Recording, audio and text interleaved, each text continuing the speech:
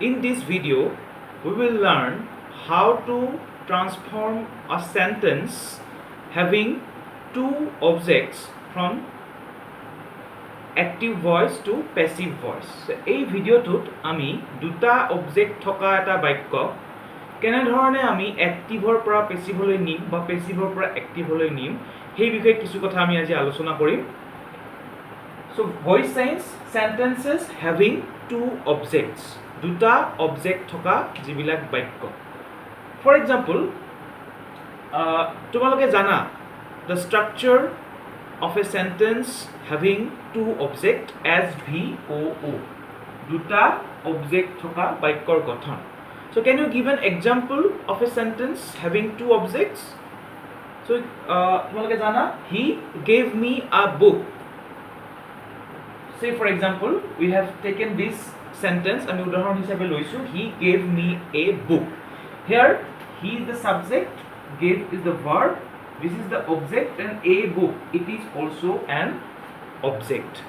So এই বাক্যটোত আমি me আৰু a book এই দুইটা অবজেক্ট আমি এই বাক্যটোত পাইছো। এতিয়া আহিলো এই যি দুটা অবজেক্ট আছে, one of them is direct object and the another is indirect object. So direct and indirect object. So এতিয়া আমি এই বাক্যটোক আমি voice change কৰোতে when we convert this sentence from active voice to passive voice, we can use both object as a subject. এই দুইটা অবজেক্টৰ যিকোনো এটাক আমি subject হিচাপে ব্যৱহাৰ কৰিব পাৰো। এতিয়া আহিলো what is the direct object? You can see here in the corner of the board, তোমালোকে দেখিব পাইছা যে it answers the question of who or what. When there is a question of based on the subject, if the answer is who or what, who or what বুলি যেতিয়া আমি answer to question কৰিলে যেটো আমি answer পাম, ইয়াতে যদি আমি question কৰো he gave me a book, he gave me a what, he gave me a book. So question to আমি what এৰে পাম বা হুৰে যদি পাও তেতিয়া হেতু হ'ব ডাইৰেক্ট অবজেক্ট। মই DO বুলি লিখিছো, ইয়াতে তোমাৰ এই বুকটো হৈছে ডাইৰেক্ট অবজেক্ট। আৰু next indirect object, to whom, for what. So these are some examples. So if it answers the question with to whom, for what, কিহৰ কাৰণে, কাৰ কাৰণে বা কি কাৰণে, এই তিনিটাৰ যেতিয়া আমি কোৱেশ্চন কৰিলে আনসাৰটো যদি আমি পাওঁ সেই অবজেক্টত সেইটো হ'ব তোমাৰ indirect object. Here he gave me a book. So কিতাপখন কাক দিছে, for whom, কাৰ কাৰণে, কিতাপখন মোৰ কাৰণে। So here me is indirect object. এতিয়া আমি এই দুটা অবজেক্টৰ যিকোনো এটা ব্যৱহাৰ কৰি আমি কি কৰিব পাৰো, বাক্যটোক আমি এক্টিভৰ পৰা পেসিভ ভইচলৈকে নিব পাৰো। এতিয়া আমি চাও কেনেকৈ আমি এক্টিভৰ পৰা পেসিভলৈকে সলনি কৰিম। সাপোজ আমি প্ৰথমতে ডাইৰেক্ট অবজেক্টৰে কৰো। এই ডাইৰেক্ট অবজেক্টটো ইয়াত আহি কি হ'ব, সাবজেক্ট হ'ব নিয়ম মতে a book। এতিয়া যেহেতু এই বাক্যটো তোমাৰ past tenseত আছে gave me, গতিকে আমি ইয়াতে be ভাৰ্বটো কি দিব লাগিব, was বা were। a book is third person singular number, আমি দিম was। তাৰ পিছত আহিব মেইন ভাৰ্বৰ past participle, giveৰ past participle হৈছে given। a book was given, কাক দিছে, to me, মোলৈ দিছে, by him। মনত ৰাখিবা আমি ইয়াতে কোনটো সাবজেক্ট হিচাপে লৈছো, অবজেক্ট a বুকটো আমি ইয়াতে সাবজেক্ট হিচাপে ব্যৱহাৰ কৰিছো। এটো কি আছিল আমাৰ, এটো ইনডাইৰেক্ট অবজেক্ট আছিল, সৰি এটো ডাইৰেক্ট অবজেক্ট আছিল আৰু এটো আছিল আমাৰ ইনডাইৰেক্ট অবজেক্ট। এটা সেম এই বাক্যটোক আমি ইনডাইৰেক্ট অবজেক্ট এদিও লিখিব পাৰো, তাৰমানে এই মিটোৰে কৰিব পাৰো। তোমালোকৰ মনত প্ৰশ্ন হ'ব পাৰে। So then we can write I বাকি একে was given what, কি দিছে, a book by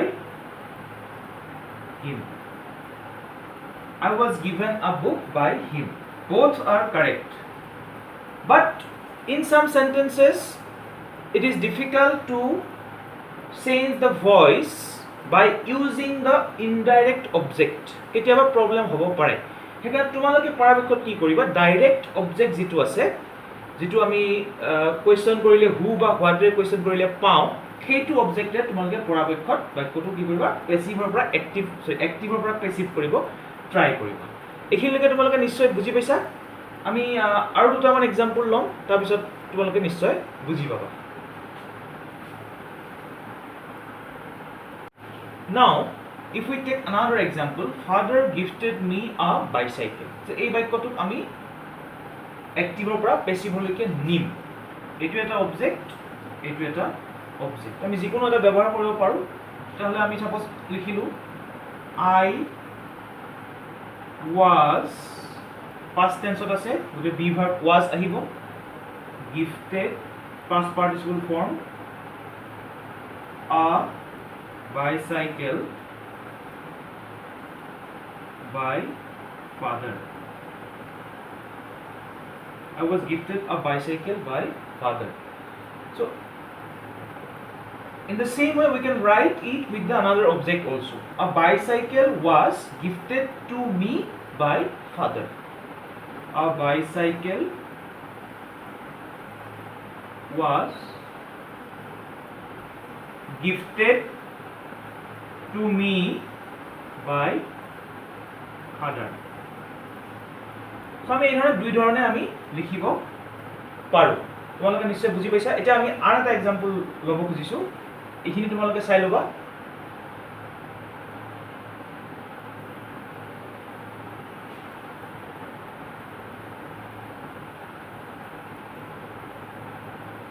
সাধাৰণতে আৰু এটা বাক্য পৰীক্ষাত খুব আহে,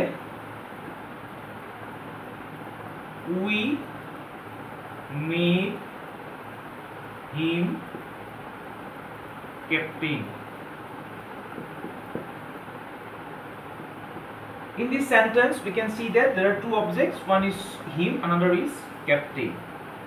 So আমি দুই ধৰণে কৰিব পাৰোঁ। এতিয়া আমি এইটোৱে কৰিছোঁ, him আহিবলৈ he হ'ব, he is in the past tense, therefore we have to use the be verb was or were. Here it is third person singular number, therefore we use was. He was made past participle form of the main verb কি বনাইছিল, captain, by us.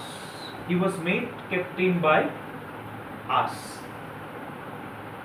গতিকে এই ধৰণে আমি এটা বাক্যক আমি কি কৰিব পাৰোঁ, দুটা অবজেক্ট থাকিলেও আমি এই ধৰণে বাক্যটো এক্টিভৰ পৰা পেছিভ ভইচলৈকে সলনি কৰিব পাৰোঁ।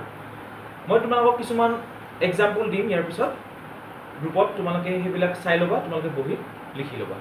চ' মই ভাবোঁ এইখিনিলৈকে তোমালোকে নিশ্চয় বুজি পাইছা। এতিয়া আমি আন এটা দৰকাৰী কথা তোমালোকক ক'বলৈ ওলাইছোঁ। তোমালোকে চাবা, the doer of the action of a passive verb, that is object, may sometimes be followed by some preposition other than by. কেতিয়াবা কি হয়, কিছুমান বাক্যত আমি যেতিয়া এক্টিভৰ পৰা পেছিভলৈকে কনভাৰ্ট কৰিম, তেতিয়া আমি কি কৰিম, বাইৰ সলনি কিছুমান আমি সেই যিটো ডুৱাৰ অফ দ্য একশ্যন, তাৰমানে যিটো অবজেক্ট থাকিব, অবজেক্টটোৰ পিছত আমি কিছুমান অন্য প্ৰিপজিশ্যন আমি ব্যৱহাৰ কৰিম। সেইটো বাক্য অনুসাৰে তোমালোকে কথাখিনি মনত ৰাখিব লাগিব, কাৰণ এইটো এটা exception. So' we have to use চাম আদাৰ preposition followed by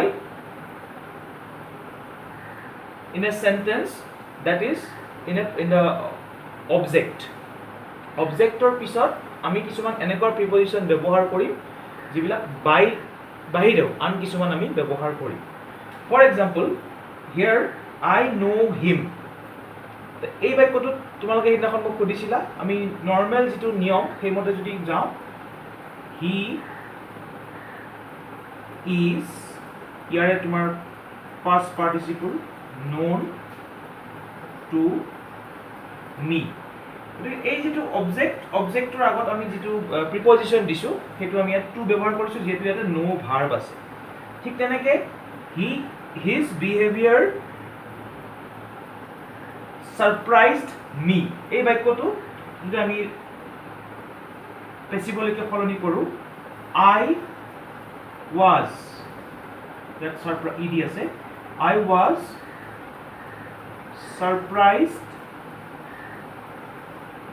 by surprised আমি ইয়াত at দিব লাগিব at his behavior I was surprised at his behavior গতিকে ইয়াত his behavior আগত আমি ইয়াত কি দিছো প্ৰিপজিশন আমি ব্যৱহাৰ কৰিছো at I was surprised at his behavior তো এই ধৰণে আৰু দুটামান ভাৰ্ব আছে তোমালোকে ইয়াত মই লিখি দিছো annoyed যদি থাকে তেতিয়া হলে আমি at দিম annoyed at ব্যৱহাৰ হ'ব বুজি পাইছানে past with aneta verb filled with তো বাক্য আকাৰে লিখা নাই মই ইয়াত লিখি দিছো শৰ্টকে সো এই ধৰণে কিছুমান আমি ভাৰ্বৰ ক্ষেত্ৰত আমি কিছুমান প্ৰিপজিশন আমি ব্যৱহাৰ কৰো তো এই ধৰণে তোমালোকে এই দুটা মনত ৰাখিবা মই ভাবো আমি প্ৰায়খিনি কথা আলোচনা কৰিলো ভয়েস চেঞ্জৰ ইয়াৰ পিছতো যদি তোমালোকৰ কিবা সুধিবলগীয়া থাকে তোমালোকে নিশ্চিন্ত মনেৰে সুধিব পাৰিবা কিবা বুজি নোপোৱা থাকিলে তোমালোকে সুধিবা আৰু আমি যিবিলাক ৰিভিজন কৰা তোমালোকে ভালদৰে কৰি যাবা thank you wish you good luck for the upcoming examination